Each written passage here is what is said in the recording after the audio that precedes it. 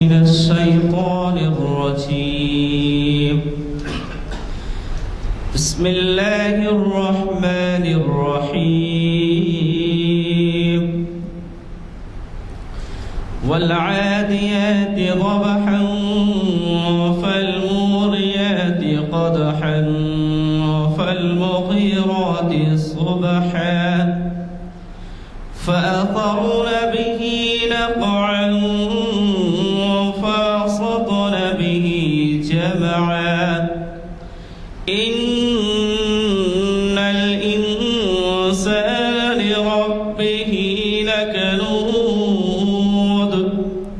وإنه على ذلك لشهيد وإنه لحب الخير لشديد أفلا يعلم إذا بعثر ما في القبور وحصل ما في الصدور إن ربهم بهم يومئذ لخبير. صدق الله العظيم. اللہ وبرکاتہ. قرآن کی ایک چھوٹی سی آیت ہے. بسم اللہ الرحمن الرحیم. والذین یجتنبون کبائر الاسم والفواحش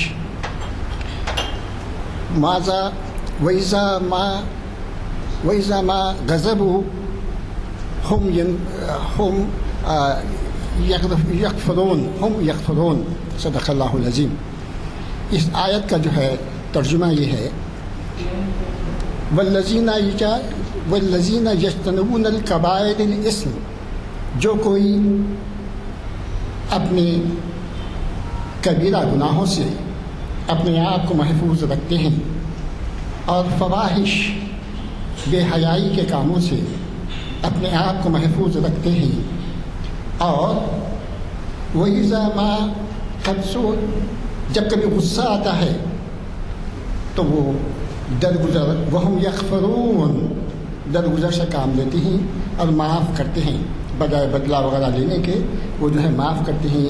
جو صفات مومنوں کی چل رہی تھی اس میں ایک صفت یہ بھی ہے کہ لوگ کبائر گناہ سے مومن بندے اپنے آپ کو بچاتے ہیں، بے حیائی سے اپنے آپ کو بچاتے ہیں، اور جب غصہ آتا ہے تو اس کے اوپر قابو پاتے ہیں اور بدلہ لینے کی نہیں سوچتے، وہ بدلہ نہیں لیتے. اللہ تعالیٰ ہر مومن بندے بھائی کو ان صفات کے اوپر عمل کرنے کی توفیق نصیب عطا فرمائے. اور آج 14 فروری یہ محفل شریعت انفارمیشن کی 844 سے منعقد ہو رہی ہے. یہ کانفرنس ہال مسجد عالیہ گن فاؤنڈری میں بعد نماز عصر بروز پیر. اس کا عنوان ہے اسلام میں مشورے کی اہمیت. مشورے کی اہمیت اس سے پہلے کہ ہماری باتوں میں یہ آئی تھی کہ مومنانہ صفات میں ایک صفت یہ بھی ہے کہ وہ امرہم شورا بینہم، مومن بندے آپس میں جو کوئی کام کرتے ہیں تو مشورہ کر لیا کرتے ہیں، مشورہ کرتے ہیں. آج اسی موضوع پر ہمارے جو ہے حافظ رشاد الدین صاحب تفصیل سے روشنی ڈالیں گے کہ کس طریقے سے مشورے کی اہمیت ہے اسلام کے اندر اور ہم کو اس کے اوپر کیسے عمل کرنا ہے. اللہ تعالی ہم سب کو قرآن کی آیتوں پر، اللہ کے احکام پر پابندی سے عمل کرنے کی توفیق نصیب عطا فرمائے اور ہماری زندگیوں میں ایک انقلاب پیدا کرنے کی ہمیں سب کو صلاحیت عطا فرمائے.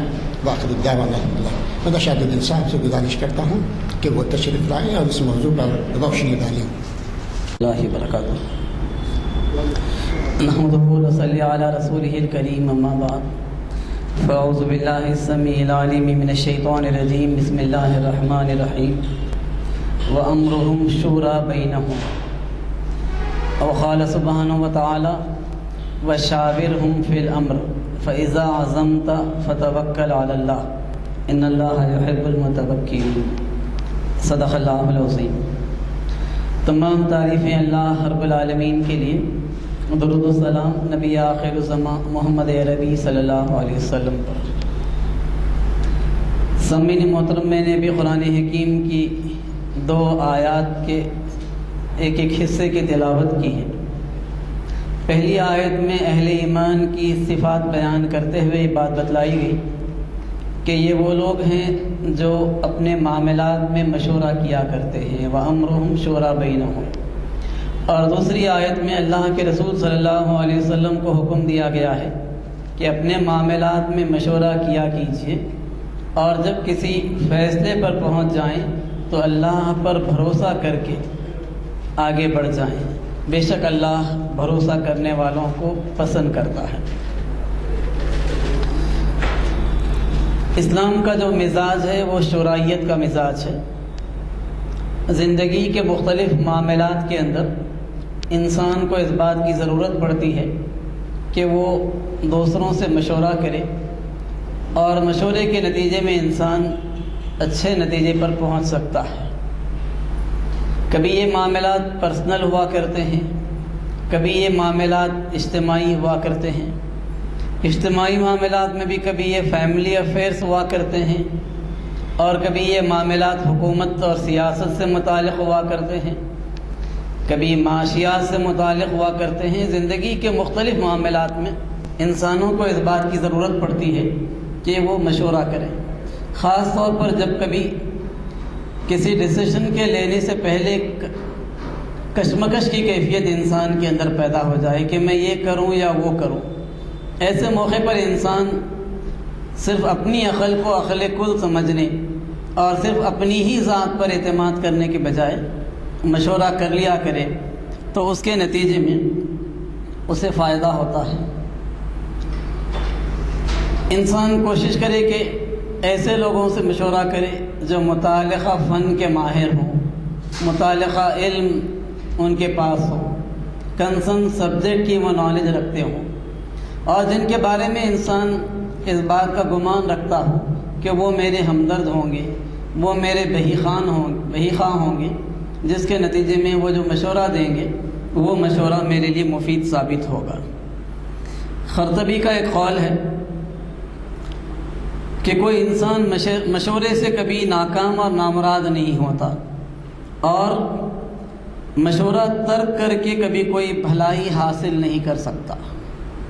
گویا مشورہ لینے والا کامیاب ہوگا، اور مشورہ نہیں لے کر بھلائی حاصل کرنے کا خواہش مند یہ نقصان اٹھائے گا۔ اسی طریقے سے طبرانی میں ایک حدیث ہم کو ملتی ہے، اللہ کے رسول صلی اللہ علیہ وسلم نے یہ بات بتلائی کہ ما خاب من استخار ولا ندم من استشار۔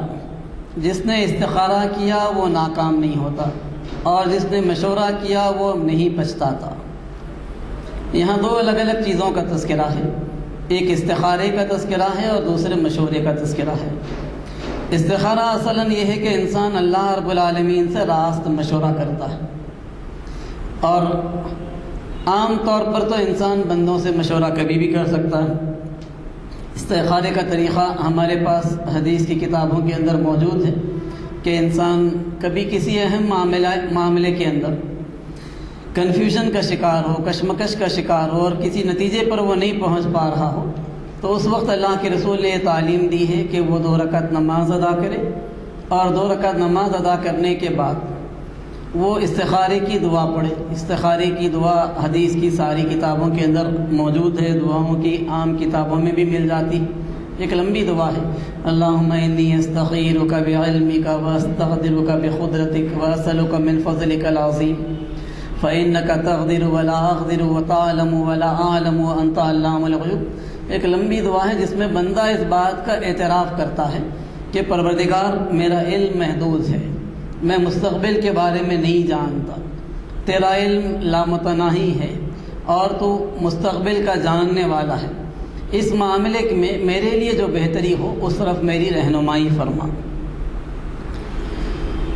تجربہ عام طور پر یہ ہے کہ جو لوگ استخارہ کرتے ہیں اللہ رب العالمین ان کی رہنمائی الگ الگ طریقوں سے کرتا ہے۔ ایک طریقہ یہ ہے کہ انہیں کسی چیز کے اوپر استخارہ کرنے کے بعد اطمینان ہو جاتا ہے، انہیں 2 رکعت انہوں نے نماز پڑھ لی، اور پھر اس کے بعد انہوں نے یہ دعا پڑھ لی، اور پھر اس کے بعد سو گئے۔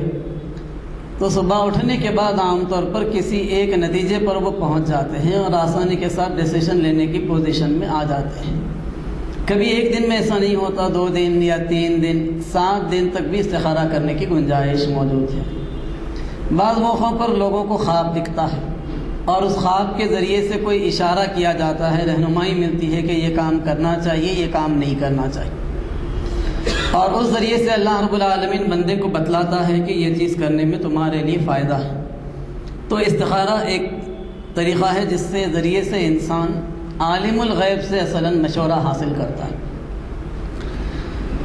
زندگی کے بہت اہم معاملات کے اندر جو لوگ استخارے کو نظر انداز کرتے ہیں وہ پچھتاتے ہیں، خاص طور پر نکاح کا موقع ہو، کوئی بڑے بزنس کے سٹارٹ لینے کا موقع ہو، کوئی اہم ڈیسیشن ہو، اس موقع پر استخارہ بھی کر لینا یہ زیادہ بہتر طریقہ ہے جس کے نتیجے میں انسان نقصان سے، خسارے سے بچ سکتا۔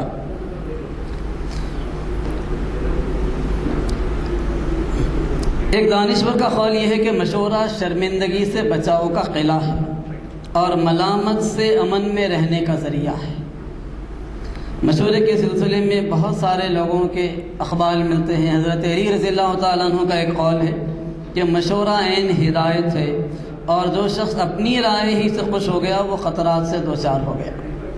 گویا جس نے ٹوٹلی اپنی ہی رائے کے اوپر انحصار کیا، دوسروں سے مشورہ لینا مناسب نہیں سمجھا، وہ خطرات سے دوچار ہو گیا۔ ایک حدیث ہے، نبی اکرم صلی اللہ علیہ وسلم نے یہ بات بتلائی کہ جب تمہارے حکام تم میں سے بہترین آدمی ہوں اور تمہارے مالدار سخی ہوں اور تمہارے معاملات آپس کے مشورے سے طے پایا کریں تو زمین کے اوپر رہنا تمہارے لیے بہتر ہے، اور جب تمہارے حکام بدترین افراد ہوں، تمہارے معاملات عورتوں کے سپرد کر دیے جائیں تو پھر زمین کے اندر دفن ہو جانا تمہارے زندہ رہنے سے بہتر ہوگا۔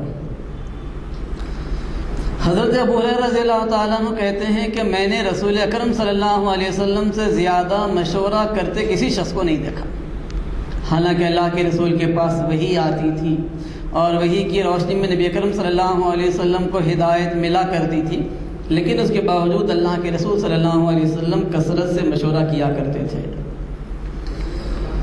اس کی کچھ مثالیں ہمارے سامنے سیرت کی کتابوں میں موجود ہیں۔ غزوہ بدر کا موقع تھا، اللہ کے رسول صلی اللہ علیہ وسلم کو اس بات کی اطلاع ملی تھی کہ یا تو قافلہ یا تو لشکر، دونوں میں سے کسی ایک کا سامنا کرنا۔ جب اسلامی لشکر نکلا تو اس موقع پر راستے میں اطلاع مل گئی کہ قافلہ تو بچ کر نکل گیا، ابو سفیان کا جو تجارتی قافلہ تھا۔ اب اس کے بعد نبی کریم صلی اللہ علیہ وسلم کے سامنے ایک ہی آپشن بچ گیا تھا، وہ یہ کہ آپ جا کر لشکر سے ٹکرا جائیں۔ اللہ کے رسول صلی اللہ علیہ وسلم نے اس موقع پر صرف ڈیسیشن نہیں لیا، بلکہ صحابہ کرام کو جمع کیا اور صحابہ سے اللہ کے رسول صلی اللہ علیہ وسلم نے مشورہ کیا، ان کے سامنے پوری سچویشن رکھ دی، اور پھر اس کے بعد کہا کہ لوگوں بتاؤ کہ مجھے کیا کرنا چاہیے۔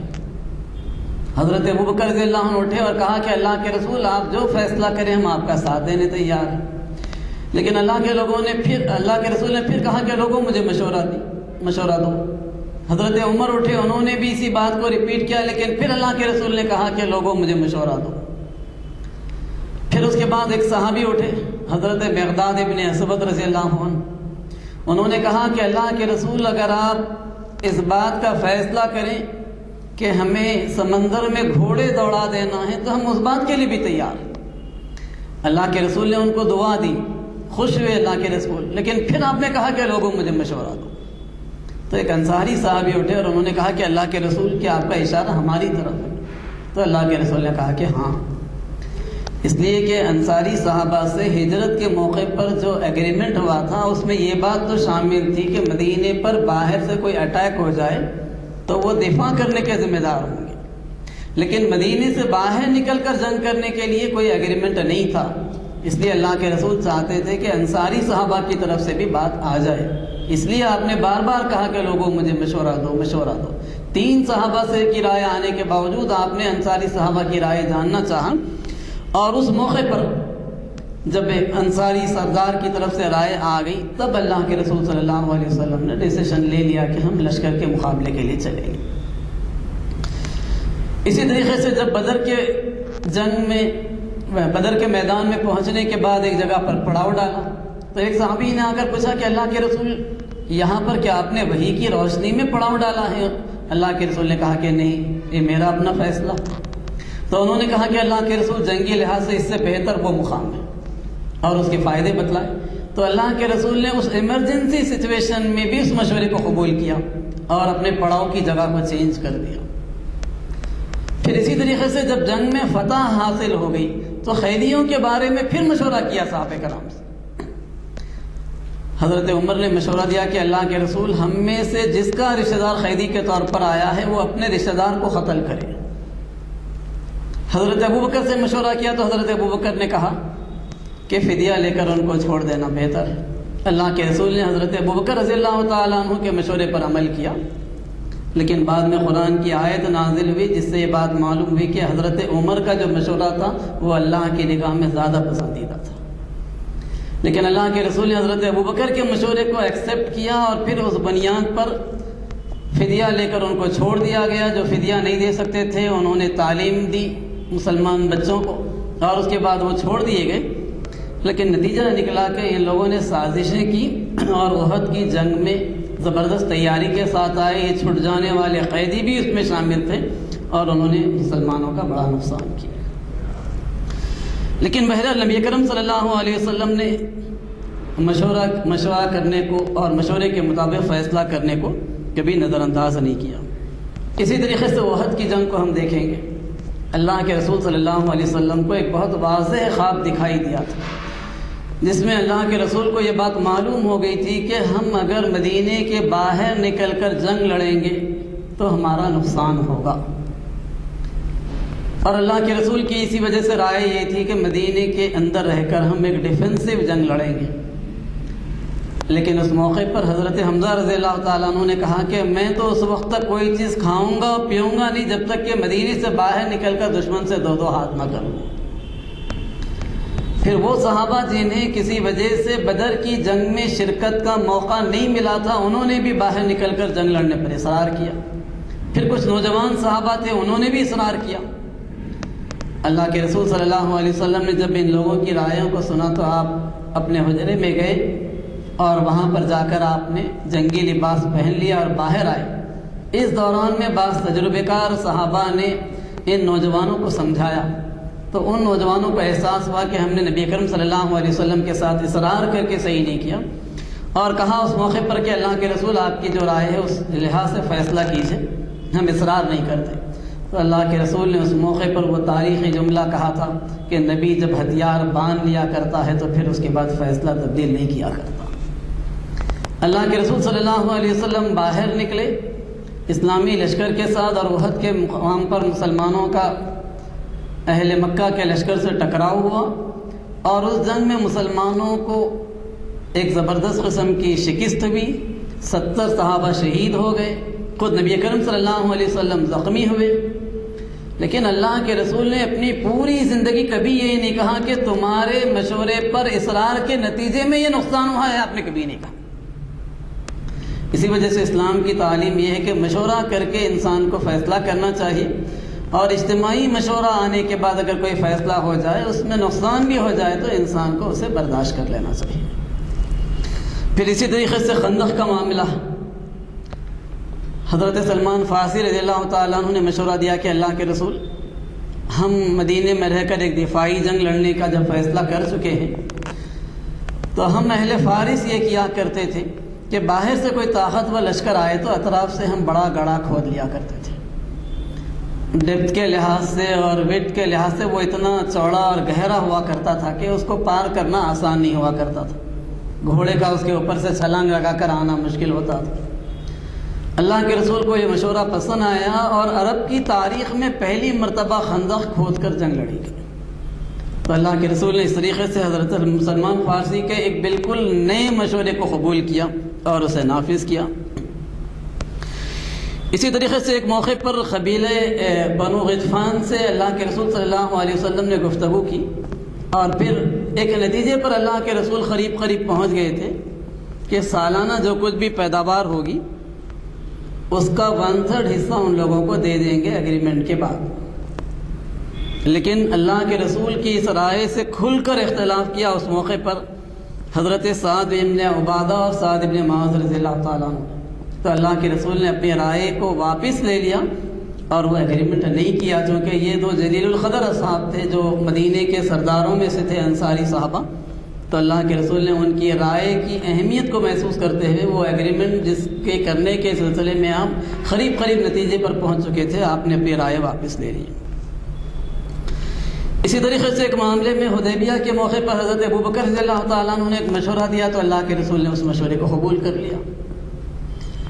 پھر حدیبیہ کے موقع پر اللہ کے رسول صلی اللہ علیہ وسلم نے بہت نازک سچویشن میں حضرت ام سلمہ رضی اللہ تعالیٰ عنہ کے مشورے کو قبول کیا۔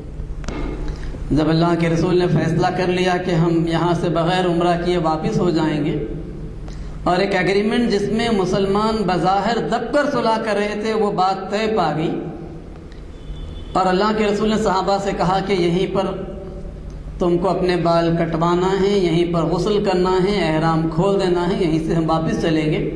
تو نبی کی زندگی کا وہ سب سے نازک موقع تھا جبکہ اللہ کے رسول نے 3 مرتبہ صحابہ سے یہ بات کہی، لیکن 3 مرتبہ کہنے کے باوجود کوئی صحابی جگہ سے اٹھنے کے لیے تیار نہیں۔ پوری زندگی میں کبھی نبی کے ساتھ ایسا نہیں ہوا تھا کہ آپ کسی چیز کا حکم دیں اور صحابہ اس پر عمل کرنے کے لیے نہیں اٹھے، لیکن حدیبیہ میں ہوا ہے، اس لیے کہ جن شرائط کے اوپر صلح ہو رہی تھی اس شرائط نے صحابہ کو اندر سے بے چین کر دیا تھا۔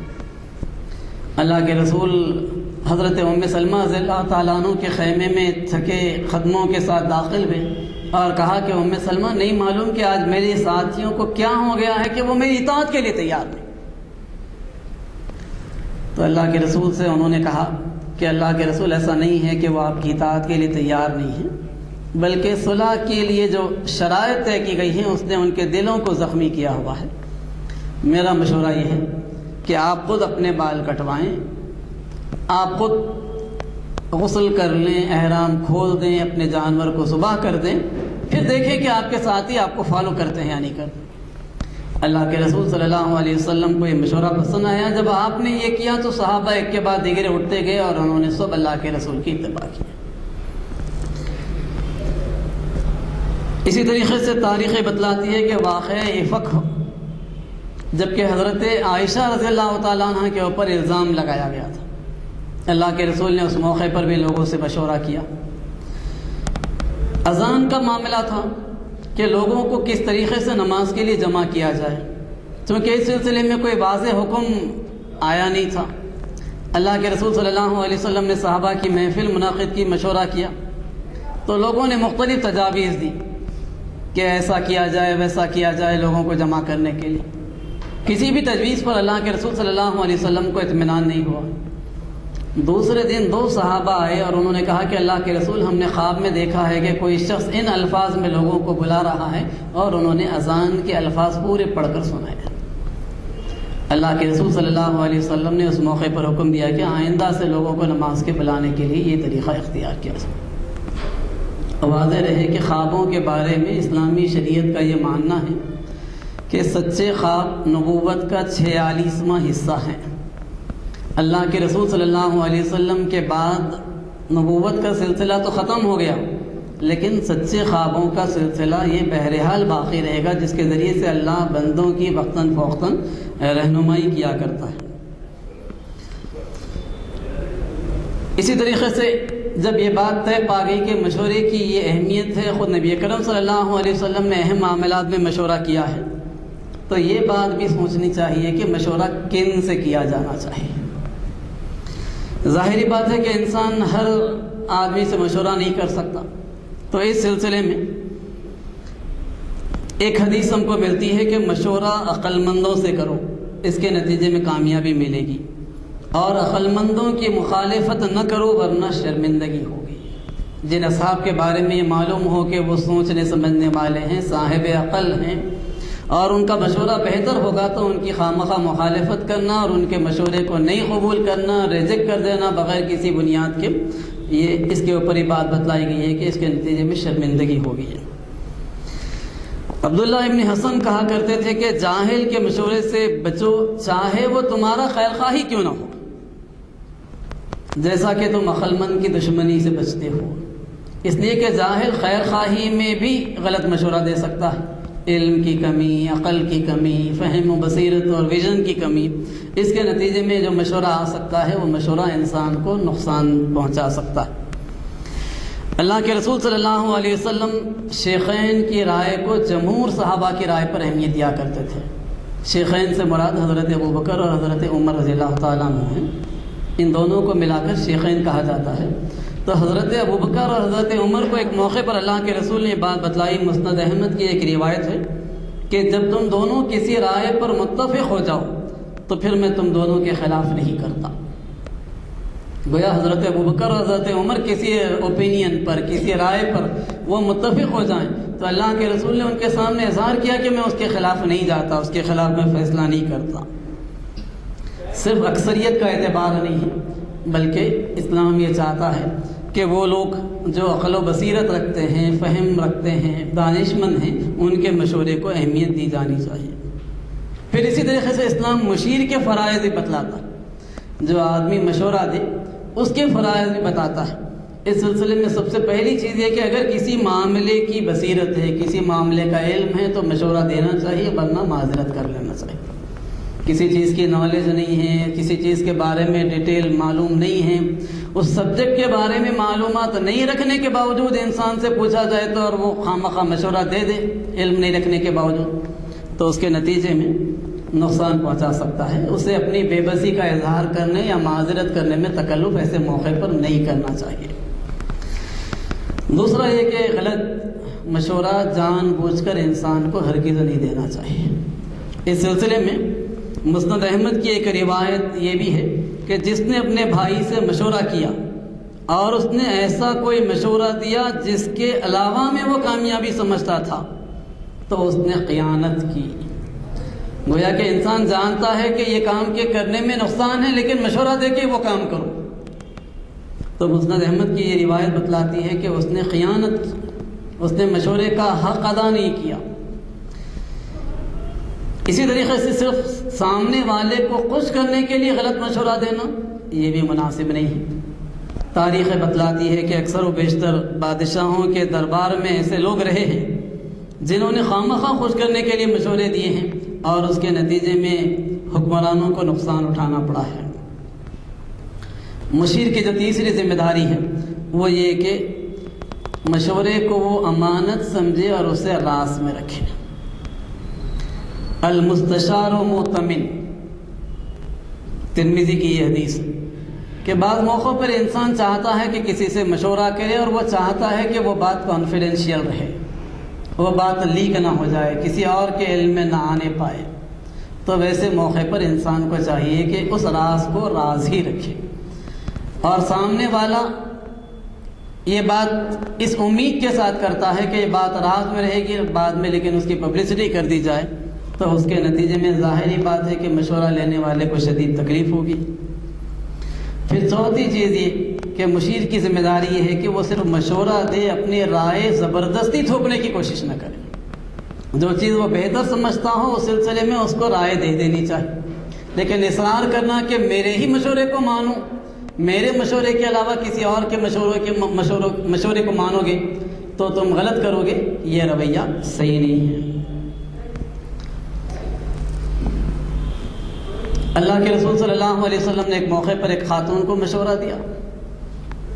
وہ خاتون اللہ کے رسول کے مشورے کو ماننے کے لیے تیار نہیں ہوئی۔ انہوں نے پوچھا کہ اللہ کے رسول یہ آپ کا مشورہ ہے یا آپ کا حکم ہے؟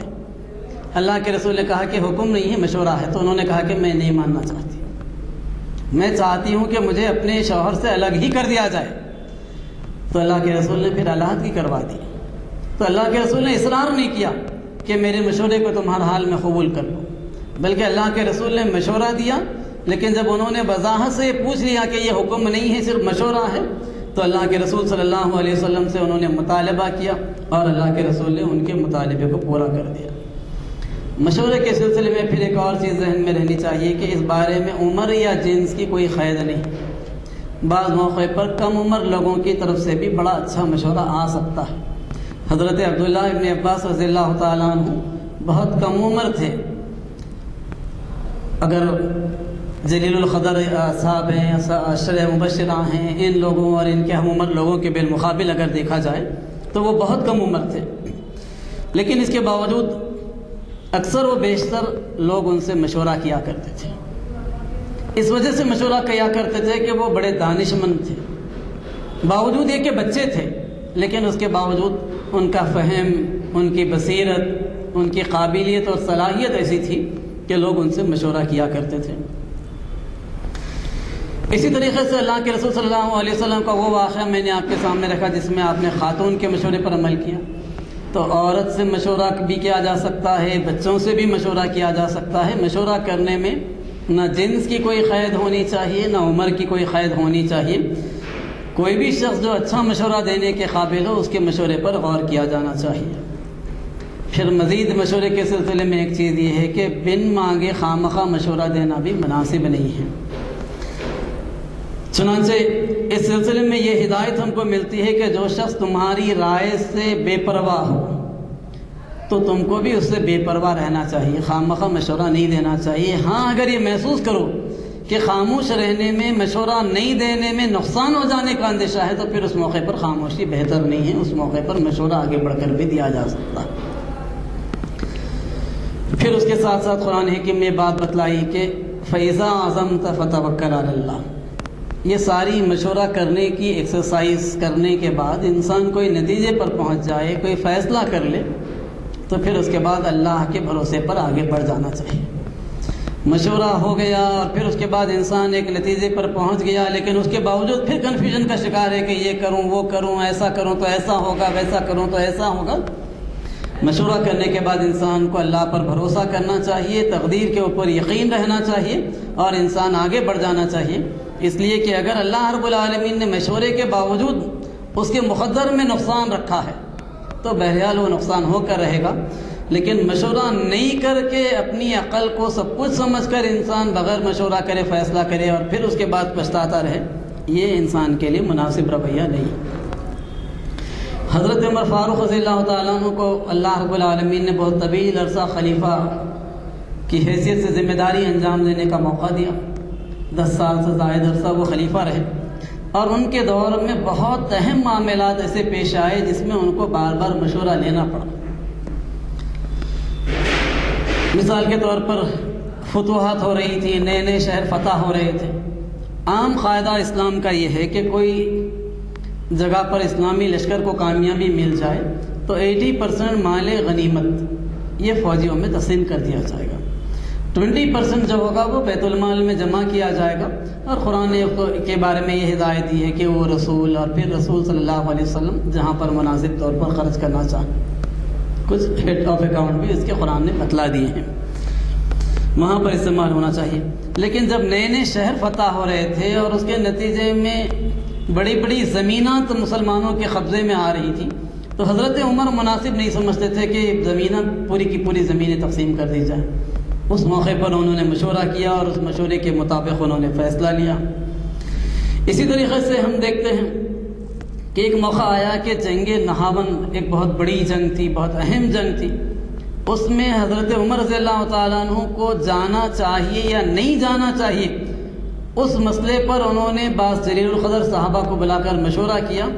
سیرت کی کتابوں میں صحابہ کی تقاریر موجود ہیں کہ کچھ صحابہ نے جانے کا مشورہ دیا، کچھ صحابہ نے نہیں جانے کا مشورہ دیا۔ لمبی لمبی تقاریر سلسلے میں سیرت کی کتابوں میں موجود ہیں کہ جانے میں کیا فوائد ہیں، کیا نقصانات ہیں، صحابہ کی جو اوپینین تھی صحابہ نے اس موقع پر سامنے رکھی۔ حضرت عمر عام طور پر جب بھی کوئی اہم معاملہ ہوتا تو مشورے کے لیے حضرت عثمان رضی اللہ عنہ کو بلاتے، حضرت علی کو بلاتے، عبد الرحمن ابن عوف رضی اللہ عنہ کو بلاتے، اور اسی کے ساتھ ساتھ معاذ ابن جبل، ابی ابن کعب اور زید ابن ثابت رضی اللہ عنہ کو بلاتے، اور اکثر عشر مبشرہ میں سے حضرت طلحہ اور زبیر کو بھی مشورے کے لیے بلا لیا کرتے تھے اور ان لوگوں سے مشورہ کرتے اور اس کے بعد وہ اہم ڈیسیشن لیا کرتے تھے۔ اسی طریقے سے تاریخ اسلام میں ہم کو یہ بات بھی بتلاتی ہے کہ خلفائے راشدین کا جو تقرر ہوا ہے یا انتخاب ہوا ہے اس معاملے میں بھی مشورہ کیا گیا۔ اللہ کے رسول صلی اللہ علیہ وسلم کے بعد حضرت ابوبکر رضی اللہ تعالیٰ عنہ کی خلافت کا جب فیصلہ ہوا تو سقیفہ بنی سعدہ کے مقام پر میٹنگ جاری، انصار انصاری صحابہ کی وہاں پر جب میٹنگ کی اطلاع ملی حضرت ابوبکر کو، تو حضرت ابوبکر اپنے ساتھ حضرت عمر اور ابو عبیدہ ابن جراح رضی اللہ عنہ کو لے کر گئے، اور وہاں جا کر انہوں نے ایک تقریر کی اور ان کو قائل کروا لیا کہ اللہ کے رسول کا جانشین مہاجرین میں سے ہونا چاہیے، انصاری صحابہ میں سے نہیں۔ انہوں نے کہا کہ آپ ہی مشورہ دیجئے کہ کسے ہم خلیفہ بنائیں۔ تو اس موقع پر انہوں نے کہا کہ دیکھو میرے ساتھ عمر ابن خطاب ہیں، ابو عبیدہ ابن جراح ہیں، امت ان پر اعتماد کرتی ہے، ان میں سے جسے چاہو خلیفہ بناؤ۔ لیکن اس موقع پر حضرت عمر آگے بڑھے اور انہوں نے کہا کہ اللہ کے رسول نے اپنی بیماری کے ایام میں آپ کو امامت کے لیے آگے بڑھا کر اشارہ دیا تھا کہ اس امت میں سب سے جلیل القدر آپ ہیں، آپ ہاتھ بڑھائیے، ہم آپ کے ہاتھ پر بیعت کرتے ہیں۔ اور اس طریقے سے حضرت ابوبکر کی خلافت کا معاملہ طے ہوا۔ حضرت عمر رضی اللہ تعالیٰ عنہ کا جب نمبر آیا، حضرت ابوبکر رضی اللہ تعالیٰ عنہ کے آخری دن تھے، بیمار تھے، تو انہوں نے کچھ اصحاب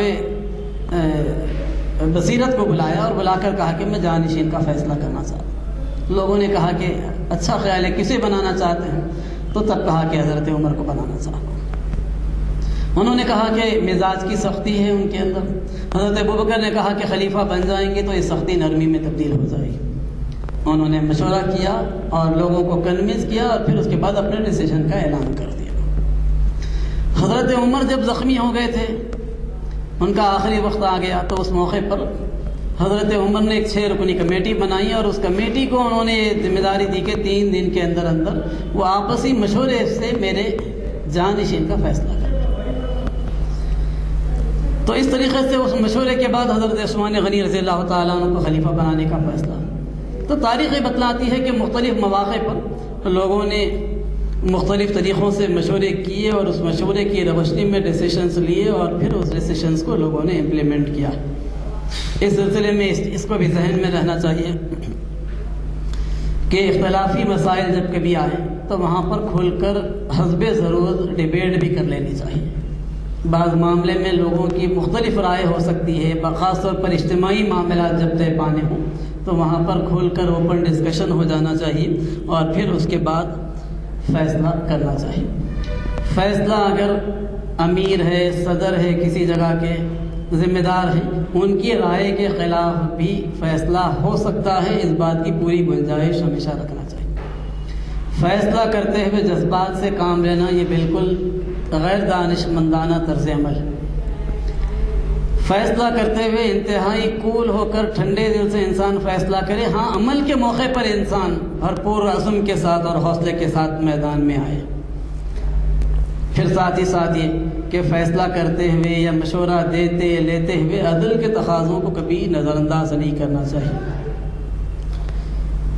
مشورہ دیتے ہوئے بٹوین دا لائنز کوئی میسج پاس کرنا یہ بھی مناسب نہیں ہے۔ مشورہ لینے والا بھی اس طریقے سے نہ کرے، جو بات ہو وہ کھلی کھلی ہو، واضح ہو۔ تنقید کرنا غیر ضروری، یا یہ کہ ایسی تنخیص کرنا، تنخیص کا مطلب یہ ہے کہ خواہ کسی کو نیچا دکھلانے کے لیے، نقص نکالنے کے لیے انسان کوئی بات کرے۔ ایک صحابی تھے، وہ مزاجاً بڑے سخت تھے، حضرت عمر کے فیصلوں پر ان کو اعتراض رہتا تھا، یہاں تک ایک موقع پر انہوں نے کہہ دیا کہ آپ کا دور تو قرب قیامت کی علامت ہے۔ حضرت عمر فاروق رضی اللہ تعالیٰ عنہ جیسے صحابی جن کے ڈیسیشنز، جن کی حق و باطل میں فرق کرنے کی صلاحیت کی وجہ سے اللہ کے رسول نے فاروق کا لقب دیا تھا، فرق کرنے والا، ان کے بارے میں یہ بات کہا کرتے تھے کہ آپ کا دور تو قرب قیامت کی علامت ہے۔ تو اس بات کا امکان ہے کہ انسان بہت اچھے کام بھی کرے تو بعض موقعوں پر کوئی اور آدمی اپنی رائے کی بنیاد پر، اپنی معلومات کی بنیاد کے اوپر، بعض موقع پر اپنے فہم و بصیرت کی بنیاد کے اوپر کسی چیز کو غلط سمجھے، تو ویسے موقع پر انسان کو جذبات سے کام نہیں لینا چاہیے بلکہ صحیح ترین فیصلہ کرنا چاہیے۔ بعض موقع پر یہ ضرورت پڑتی ہے کہ ایسے لوگوں سے مشورہ نہیں کیا جائے، ان کے مشورے کو نظر انداز کر دیا جائے۔ ایک موقع یہ بھی آیا کہ ان صحابی کو شہر بدر کرنا پڑا، حضرت عمر کو مدینے سے باہر نکال دینا پڑا ان کی ان تنقیدوں کی وجہ سے۔ تو مشورہ کرنا اور تنقید ایسی کرنا جس کے نتیجے میں انسان کو فائدہ پہنچے، یہ تو صحیح ہے، بہتری لانے کے لیے مناسب موقع پر، مناسب حالات میں لیکن خامخواہ کمزوری نکالنے کے مقصد کے ساتھ تنقید کرنا یہ تنقید کہلاتا ہے، یہ مناسب نہیں۔ تو اس طریقے سے مشورے کے بارے میں یہ بہت ساری چیزیں ہیں جو میں نے اس موقع پر آپ کے سامنے رکھی۔ اللہ سے دعا ہے کہ اللہ رب العالمین ہمیں زندگی کے مختلف معاملات میں صحیح مشورہ کرنے، مشورے کو صحیح طور پر جج کرنے اور صحیح فیصلے کرنے کی توفیق اور صلاحیت عطا فرمائے، آمین۔ العالمین والصلاۃ والسلام علی رسولہ الکریم، ربنا آتنا فی الدنیا حسنہ وفی الآخرۃ حسنۃ وقنا عذاب النار۔ اے اللہ ہمارے علم میں اضافہ فرما، فہم و بصیرت میں اضافہ فرما، ہمیں اپنی زندگی کے اندر غلط فیصلے کرنے سے بچا، ہمیں انانیت سے بھی بچا اور ہمیں دھوکہ کھا جانے سے بھی بچا، ہمیں بصیرت عطا فرما، فہم عطا فرما، ہمیں ویژن عطا فرما، ہماری صلاحیتوں میں اضافہ فرما، ہمیں اسلام پر زندہ رکھ، ایمان کی حالت میں موت دے۔ وصلی اللہ تعالی علی خیر خلقہ محمد وعلی آلہ وصحبہ اجمعین برحمتک یا رب۔